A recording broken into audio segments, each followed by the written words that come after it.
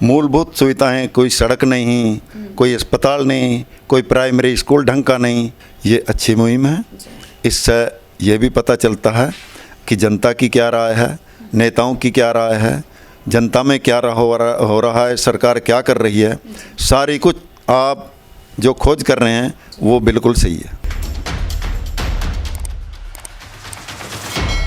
नमस्कार, मैं आपके साथ अर्चना कौशल। आप देख रहे हैं आईपा यानी कि all India progressive politics association, एक ऐसा मंच जिसमें हम बात करते हैं प्रगतिशील राजनीति की। आईपा का मकसद जनता के मुद्दों को सरकार तक पहुंचाना, आईपा का मकसद जनता की आवाज बनना, आईपा का मकसद हर एक विकासशील मुद्दे को उजागर करना। तो आज आईपा की टीम पहुंची है मेरठ में और लगातार हर विधानसभा में तमाम जनता से भी और जो प्रत्याशी हैं उनसे भी बातचीत की जा रही है, मंत्रियों से भी हम बातचीत करें और समझ रहे हैं कि इस वक्त मेरठ के अंदर हर विधानसभा में क्या स्थिति है। देखिए, अब चुनाव के लिए समय बेहद कम है, 10 फरवरी से चुनाव शुरू होंगे और उसी बीच सभी पार्टियों ने अपने अपने उम्मीदवारों को जमीन पर उतार दिया है। आज हमारे साथ भी आम आदमी पार्टी से एक खास शख्सियत हमारे साथ है जिसे आम आदमी पार्टी ने मौका दिया है। एडवोकेट मदन सिंह हमारे साथ हैं, उनसे बातचीत करेंगे और कैंट विधानसभा से इस बार वो चुनाव लड़ने जा रहे हैं। सर, सबसे पहले बहुत बहुत स्वागत आपका आईपा में।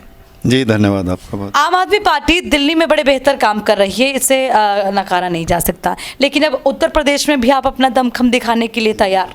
आपसे समझेंगे क्या क्या आम आदमी पार्टी की तैयारियां हैं, क्या स्ट्रेटेजी और किन मुद्दों को लेकर आप जनता के बीच में जाएंगे। जनता के मुद्दे, बिजली की गारंटी, शिक्षा की गारंटी, रोजगार की गारंटी, महिला सशक्तिकरण की गारंटी, ये सारी गारंटियाँ हमारे एजेंडे में हैं। और यूपी में आने की बात है, यूपी में केजरीवाल की एक एंट्री के बाद यूपी के सभी दलों पर बिजली गिर गई। कोई कह रहा मैं बिजली कम करूंगा, दूसरा कह रहा मैं कम करूंगा, कोई कह रहा मैं कम करूंगा। यानी केजरीवाल के एंट्री होती सार यूपी में बिजली का धमाका हो गया। और अगले चुनाव में, इस चुनाव में ही जो अगला चुनाव आने वाला है, यानी 10 तारीख में जो हमारा वोटिंग है, उस पर इस बिजली का साक्षात प्रभाव पड़ेगा।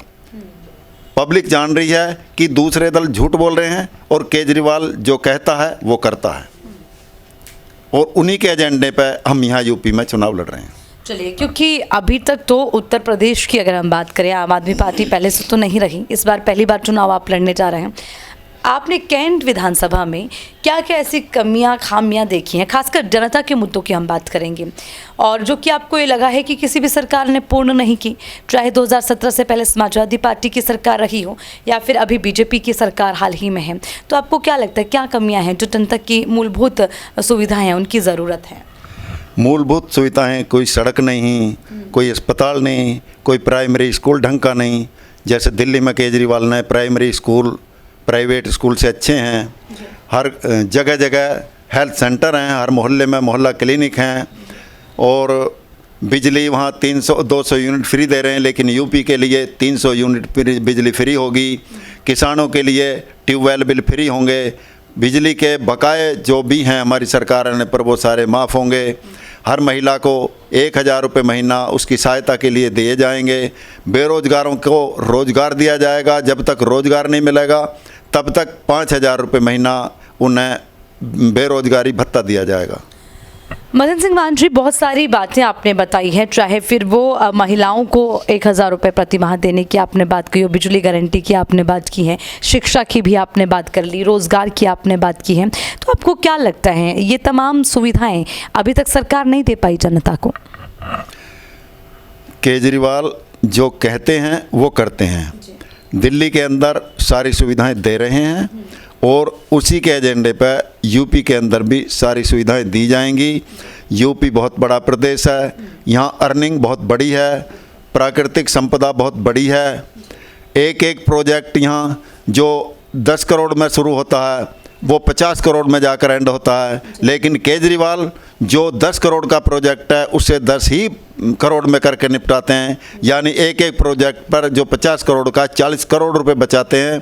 और वो कहते हैं कि मैं फ्री कुछ नहीं दे रहा, जो जनता हमें टैक्स दे रही है वो हमें इसलिए दे रही है कि हम जनता को सहूलियत दें।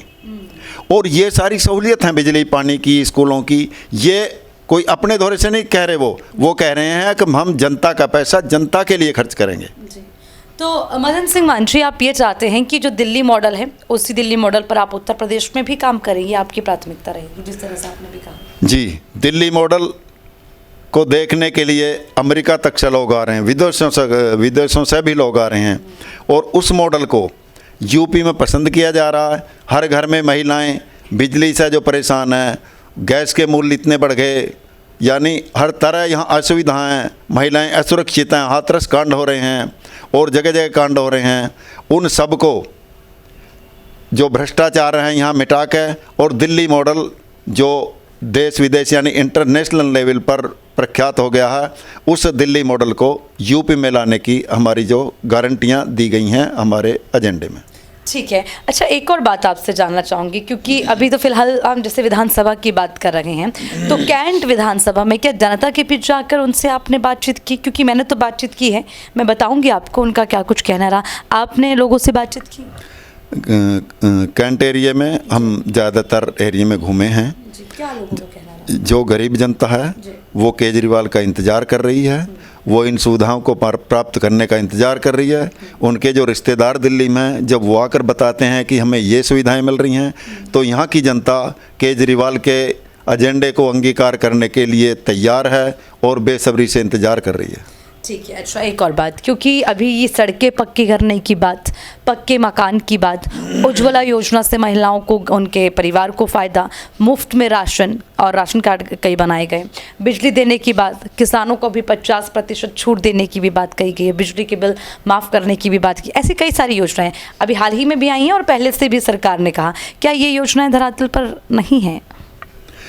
दरअसल केजरीवाल का लोग यकीन करते हैं, जो कहते हैं उससे ज़्यादा करते हैं।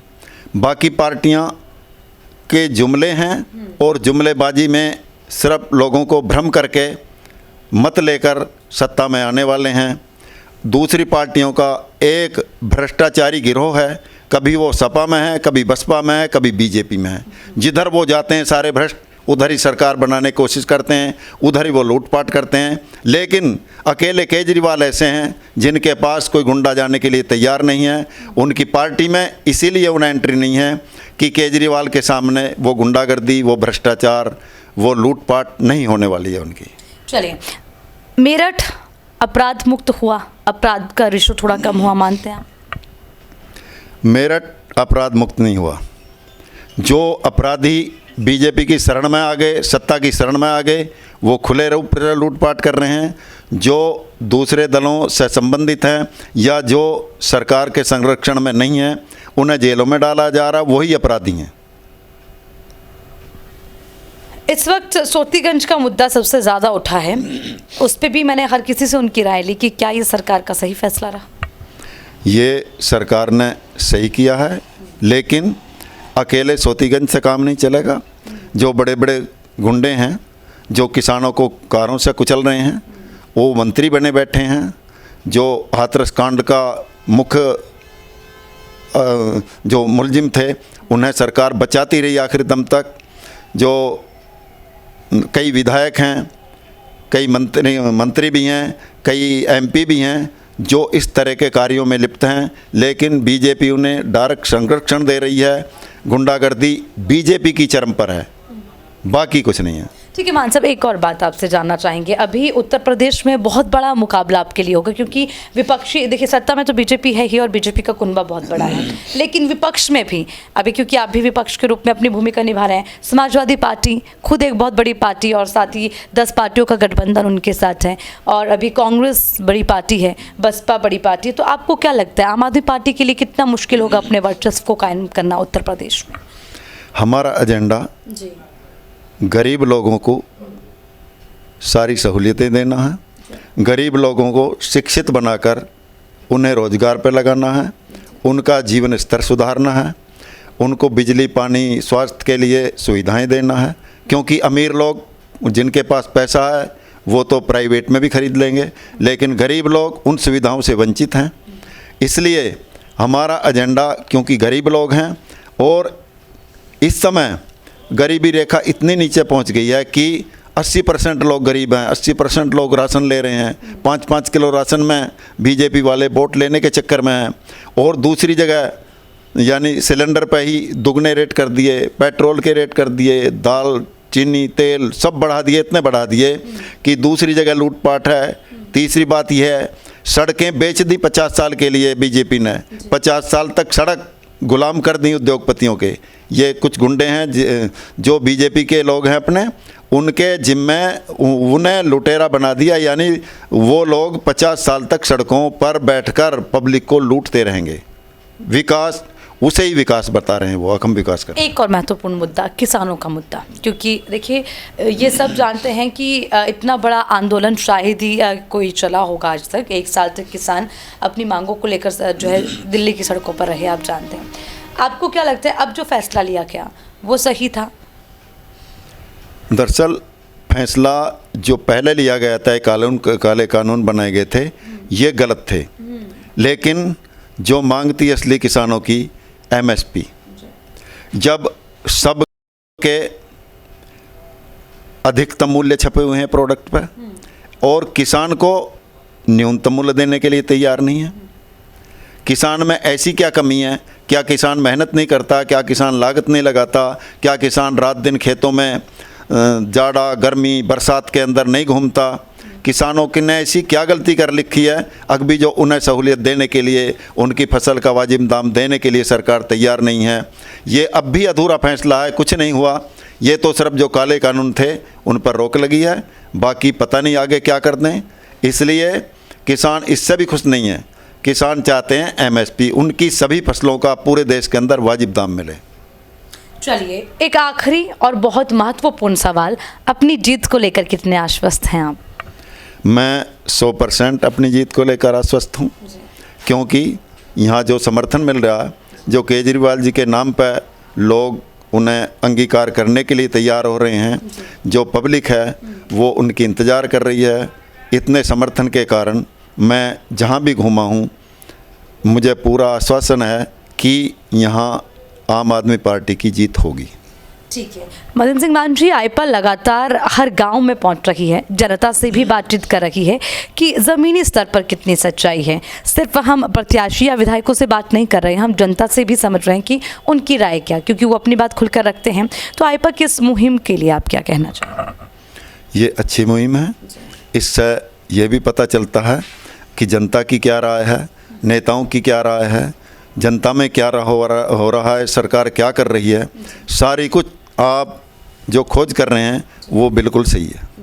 चलिए, बहुत बहुत शुक्रिया हमारे साथ बातचीत करने के लिए। हमारे साथ थे मदन सिंह मान, जो कि आम आदमी पार्टी से प्रत्याशी हैं कैंट विधानसभा से, और इस बार आम आदमी पार्टी ने उन्हें मौका दिया है। देखिए, हालांकि मुकाबला कड़ा है, पहली बार आम आदमी पार्टी उत्तर प्रदेश में चुनाव लड़ने जा रही है, लेकिन जनता जनार्दन का फैसला क्या होगा। आईपा का यही मकसद कि जनता की आवाज़ को मंच देना, जनता की आवाज़ को आगे तक पहुँचाना। फिर मिलेंगे नई शख्सियत के साथ, मुझे दीजिए इजाज़त, नमस्कार।